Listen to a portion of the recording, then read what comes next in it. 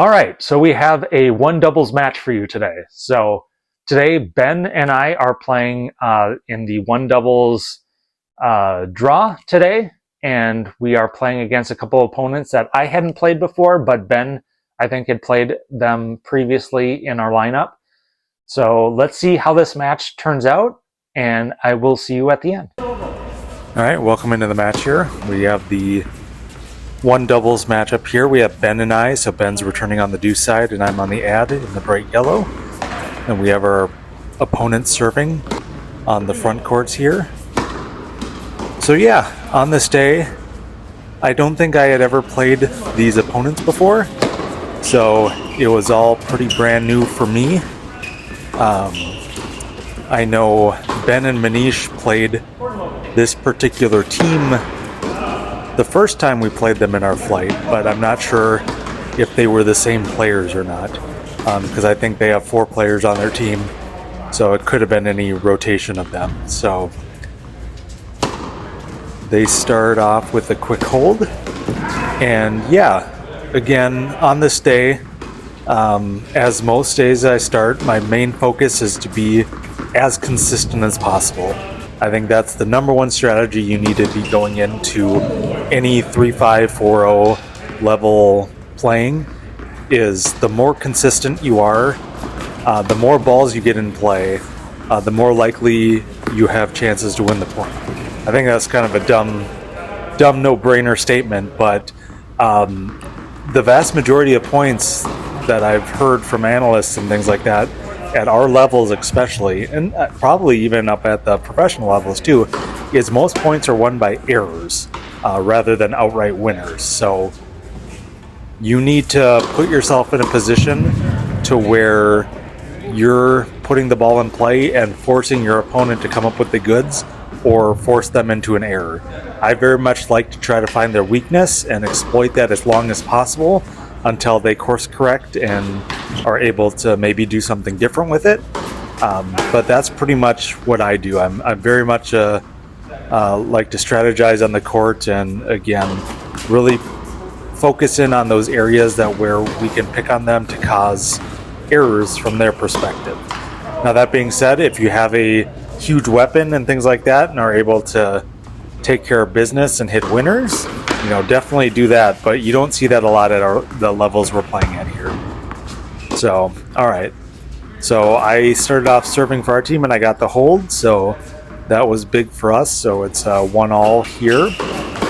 And yeah,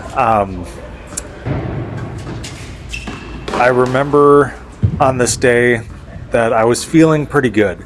I think I was feeling pretty confident about the game and that we could possibly do well against this team. But again, you never know how things are going to work out and the way things are. The unusual thing is, I know I've commented on this before, but typically I feel like the weakest position anytime I play is that I'm me serving, and my opponent at the net is typically the weakest position. But on this game, Ben wasn't necessarily feeling his serve in the warm-up, so he had me start off serving. And this is the one rare occasion where, like, having Ben at the net is a huge bonus for me because he's very big and very aggressive and was able to help kind of take care of things in my service game. So with him at the net, I'm more apt to, take the lead on serving, as I think between the two of us, I'm probably more consistent at getting the first serve in play on any given service game, and that really sets you up at the net pretty well. So we can see here Ben got the hold, so we are at 2-2. So I know when Ben typically plays with his regular partner, which is his brother Nick, he typically returns from the ad side. But whenever we play together, he always takes the deuce side because I'm typically a much stronger returner from the ad side than the deuce side. But you can see, like, whenever I play with Manish, I'm always on the deuce side with him just because I know he's more comfortable as a lefty playing out with his forehand out wide and hopefully getting more forehand returns there. So really appreciate the flexibility Ben has to kind of move to the different sides and, help me put myself in a position where I can be more comfortable returning. But as of late, and I don't think it showed up too much in this match, but my returning has been atrocious lately in match play over the last several weeks. So that's one I'm very frustrated because as of recording this voiceover, I played a doubles match today and I could not get a backhand return in for the life of me. And we're starting up our summer session for USTA, and I'm like, I got to get this figured out because that's always been one big key of my gameplay. I felt like I was a pretty strong returner. And if that goes away, another big mantra of mine, I have many mantras in tennis, but I try to avoid the free points off the serve, either no flubbing returns and no double faults. Those are kind of like my two big keys of things I try to avoid as much as possible. Granted, I know that's, again, no-brainer stuff, but at our level, there's some different mindsets about that, especially about like serving. And I think I get some flack for, I think I've developed an okay second serve. We're looking at it right here. It doesn't have a lot of pace on it, but it does land kind of further in the box. So at least people can't fully just get super aggressive on it. But I've been told that I'm not aggressive enough on my second serve, where I should be throwing in maybe a couple double faults there if it means that I'm more going for my second serve. And I kind of get that, but I'm also to the point where it's like, no, you have to not double fault, because I'd rather get a ball in play and work out a point even if we're in a defensive position at the beginning, rather than giving up just a free point. So I'm not very much a prescriber of, if I'm not fully comfortable with a more aggressive second serve, then why should I be going for it and possibly double faulting more frequently than I should be. But okay, I've been rattling on and it's already 4-2 and we're doing very well in this set so far. So let's take a little breather here, let you watch some of the points, and I will come right back in.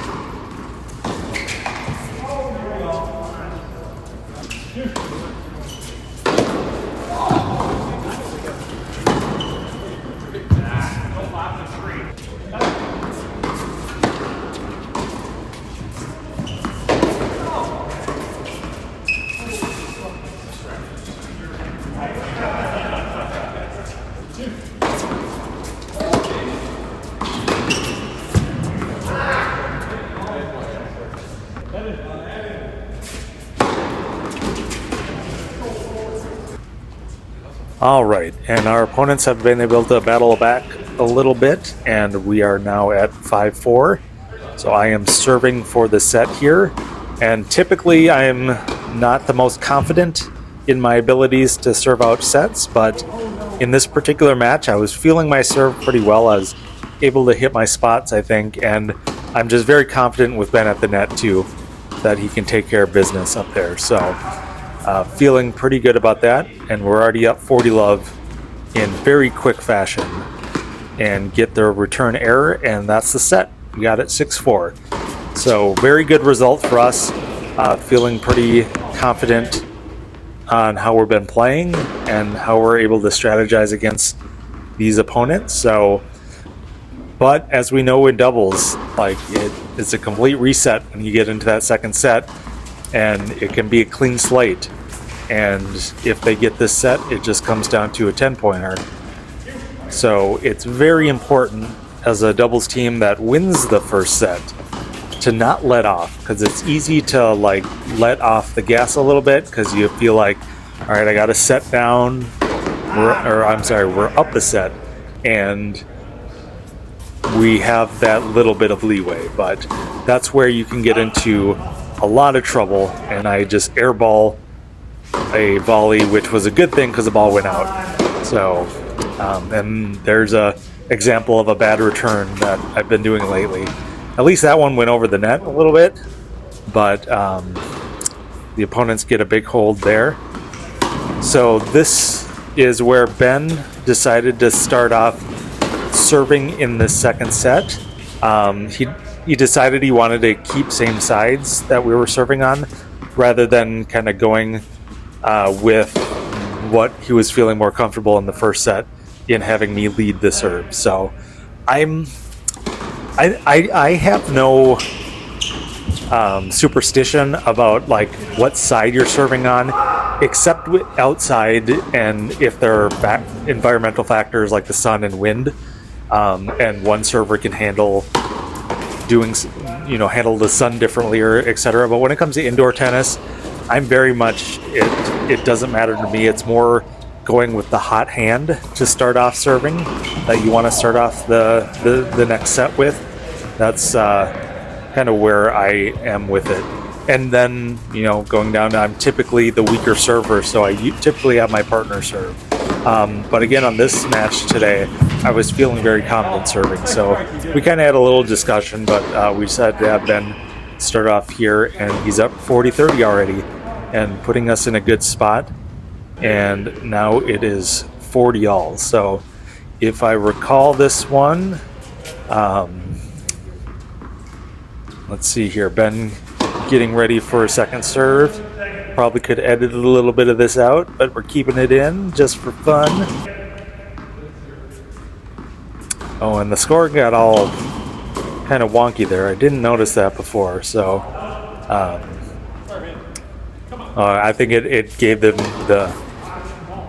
us the point ahead of time. So a little bit of editing I could have taken care of out of here, but we are up the ad at this point. It's kind of hard with some of this the Swing Vision stuff. I kind of like comb through the footage relatively quickly to try to cut out some of the like little bit of dead time that gets stuck in there. But then I do this voiceover afterwards and realize I missed some of it. And it's kind of a business decision. Do I want to go back and re-edit it a little bit and have to mess with the voiceover?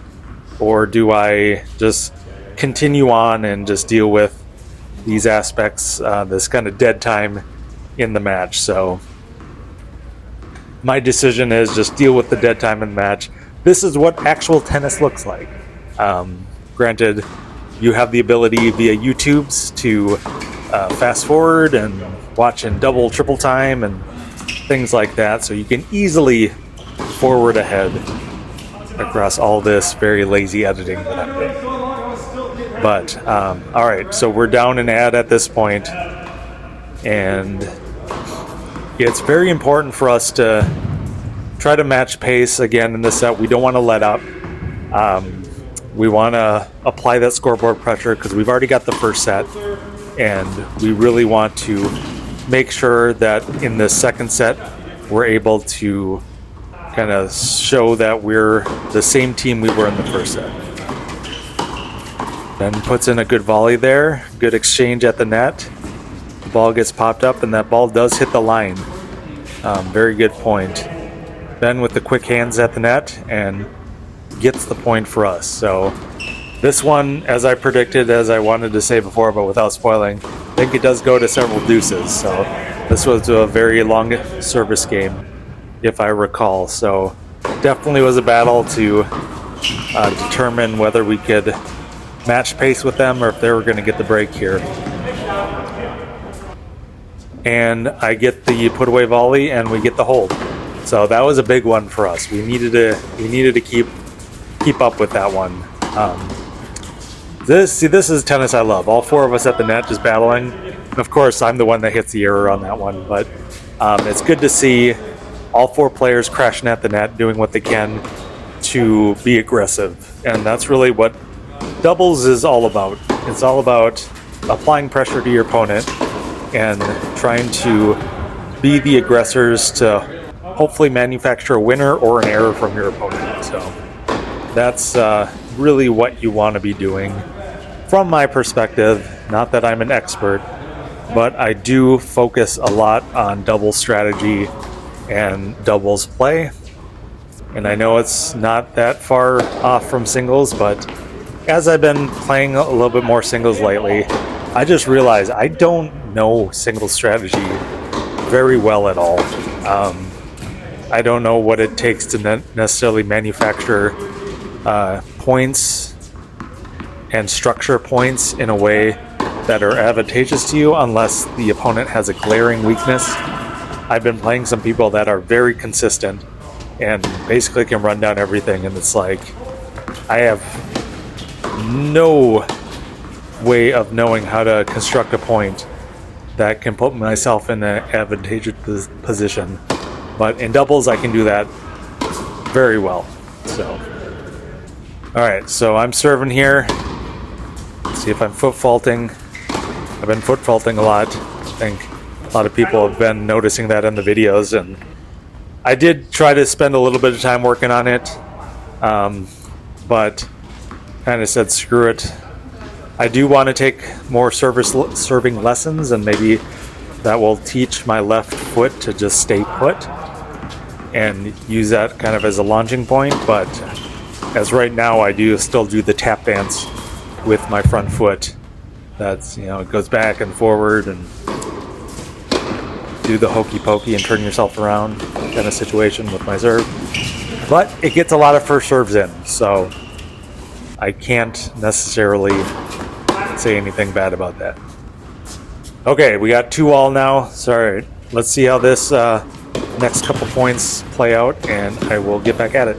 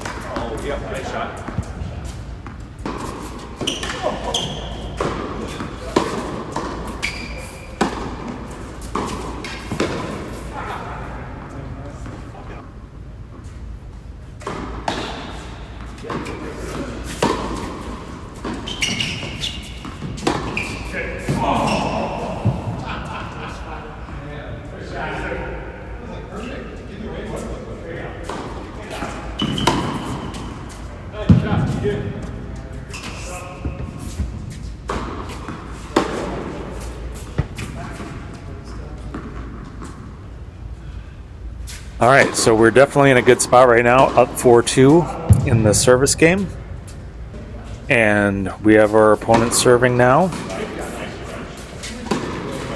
Yeah, there's not too much I can say. We're playing pretty good tennis right now, and we're applying good pressure to our opponents. And I think we've just been executing just that well so far in this match. You know, it's not perfect, but I think we're doing, again, what we need to do to win the points that we need to win. All right, Ben puts in a very good return here, and I have a sloppy shot that should have been a put away. And our opponent puts a great volley effort and puts that volley away. So that's a case of I need to put that ball away at the net. I can't just let that hang out there like that, and our opponents get the hold right now. All right, so we have my service game. I've been serving very well so far. They haven't been able to handle my serve that well. And put in a bad volley there. My Achilles heel lately, when it comes to that, short balls, I'm not split stepping when I'm returning or when I'm coming in. I'm moving forward and I'm not doing what I should be doing when I'm approaching like that. It's kind of hard because I feel like, yeah, even though my momentum's going forward, I should be able to handle the volley. But I mean, any analyst and anybody, like any teacher and things like that, will tell you, you need to do your split step and you need to be prepared for the shot. You can't be moving because there's just too many things mechanically when you're handling things like that can go wrong. And I'm being proven that's the case. I haven't been doing that well in regards to handling those shots when I'm coming up to the net. So, and I get broken there, so we were up 4-2 and now it's 4-all in this set. So definitely not a position we want to be in at this point. Just making too many bad errors. And here comes some of that bad returning from me. So it's starting to sneak its way in on this particular match. So, all right, let's see if somehow we can rebound, or will this go to 3?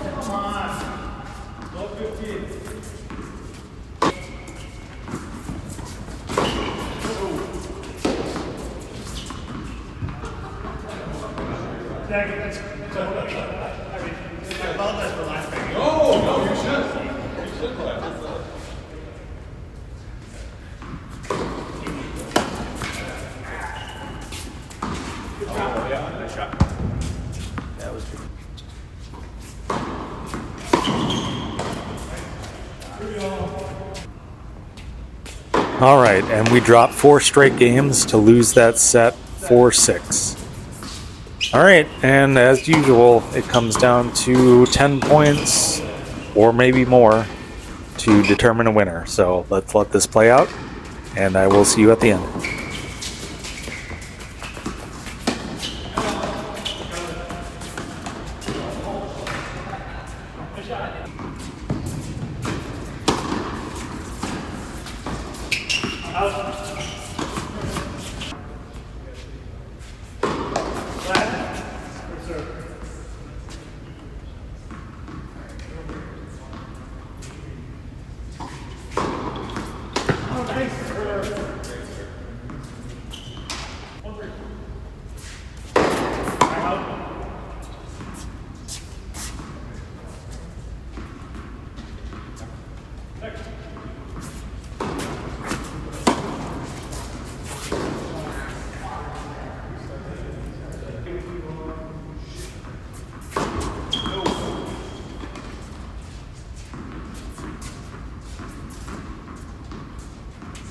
Second.